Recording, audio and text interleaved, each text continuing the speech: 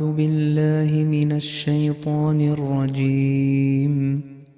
بسم الله الرحمن الرحيم.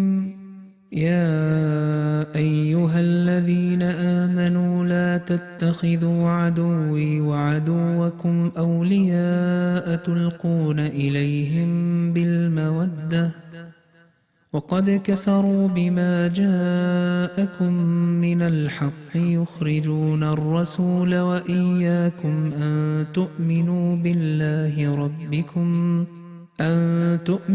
بالله ربكم إن كنتم خرجتم جهادا في سبيلي وابتغاء مرضاتي تسرون إليهم بالمودة وأنا أعلم بما أخفيتم وما أعلنتم ومن يفعله منكم فقد ضل سواء السبيل.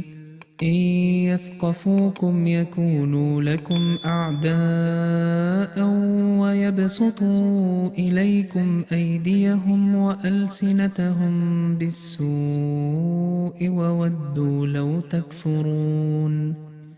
لن تنفعكم أرحامكم ولا أولادكم يوم القيامة يفصل بينكم والله بما تعملون بصير.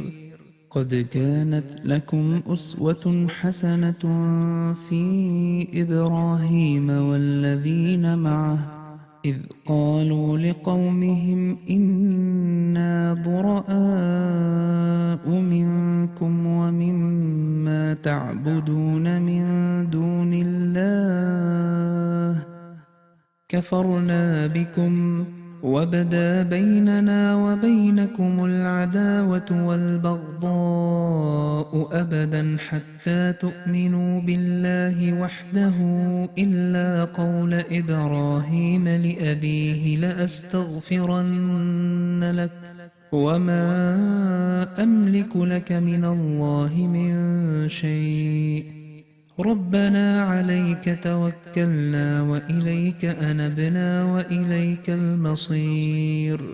ربنا لا تجعلنا فتنة للذين كفروا واغفر لنا ربنا إنك أنت العزيز الحكيم.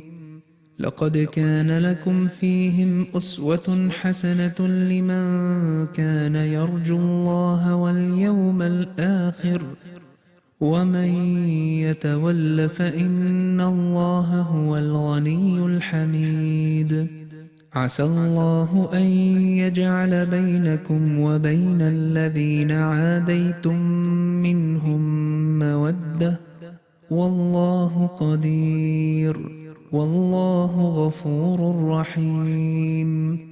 لا ينهاكم الله عن الذين لم يقاتلوكم في الدين ولم يخرجوكم من دياركم أن تبروهم وتقسطوا إليهم إن الله يحب المقسطين.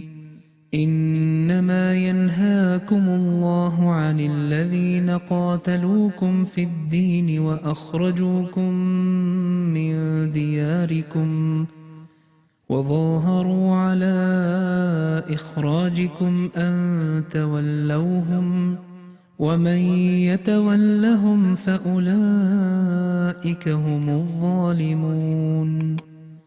يا أيها الذين آمنوا إذا جاءكم المؤمنات مهاجرات فامتحنوهن الله أعلم بإيمانهن فإن علمتموهن مؤمنات فلا ترجعوهن إلى الكفار لا هن حل لهم ولا هم يحلون لهن وآتوهم ما أنفقوا ولا جناح عليكم أن تنكحوهن إذا آتيتموهن أجورهن ولا تمسكوا بعصم الكوافر واسألوا ما أنفقتم وليسألوا ما أنفقوا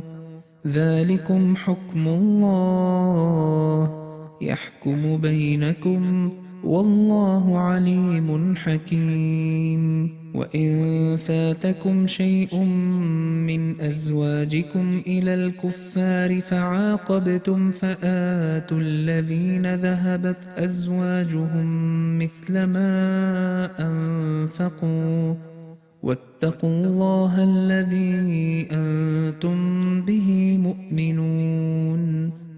يا أيها النبي إذا جاءك المؤمنات يبايعنك على ألا يشركن بالله شيئا ولا يسرقن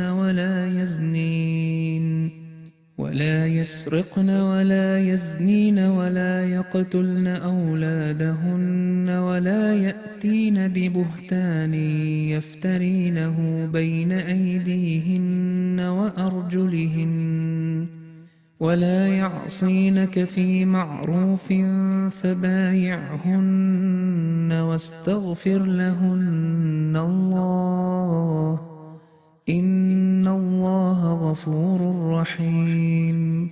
يا أيها الذين آمنوا لا تتولوا قوما غضب الله عليهم قد يئسوا من الآخرة كما يئس الكفار من أصحاب القبور.